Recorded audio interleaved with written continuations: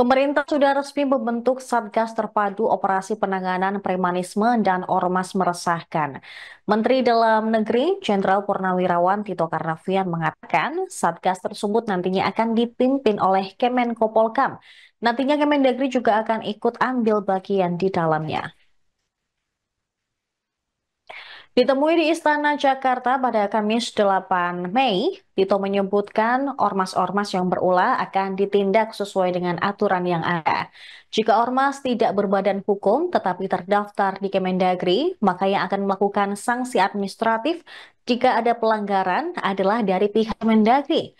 Namun, jika ormas tersebut melakukan aksi tindak pidana, maka polisi akan turun tangan. Maka Satgas Premanisme ini dibentuk untuk menegakkan aturan yang sebenarnya sudah ada. Sebelumnya Menko Polhukam Budi Gunawan mengatakan saat ini sebagai upaya pemerintah memberantas premanisme dan ormas yang mengganggu iklim investasi. Dia menegaskan pemerintah tidak akan memberikan toleransi terhadap ormas yang bertindak di luar batas hukum, memaksakan kehendak dengan kekerasan, atau merusak tatanan sosial.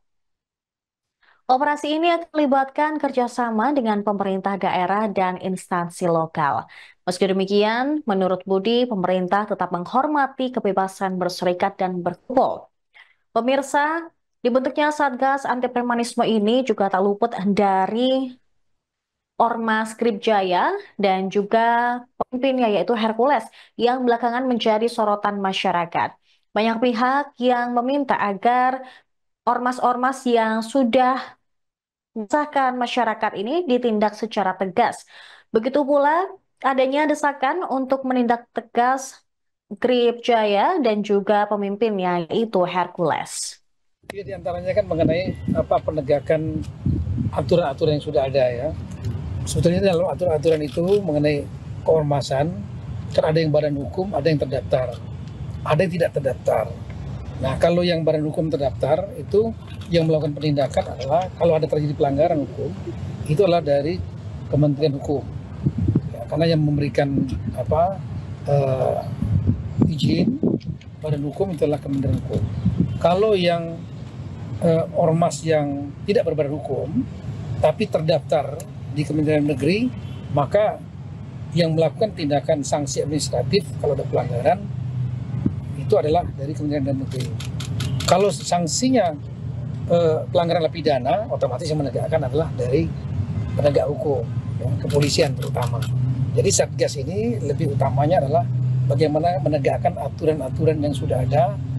Jadi siapa yang berbuat apa. Sekali lagi, yang kalau pidana ya otomatis penegak hukum kepolisian.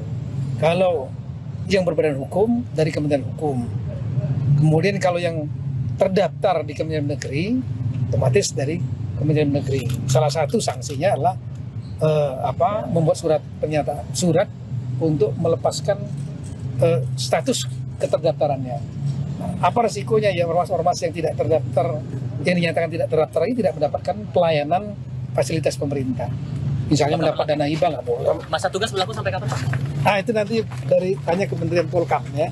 Tapi leading tetap di Pak Di Menko Polhukam ya? Satgasnya dari Polhukam. Terima kasih. Oke, terima kasih banyak Pak Lepas.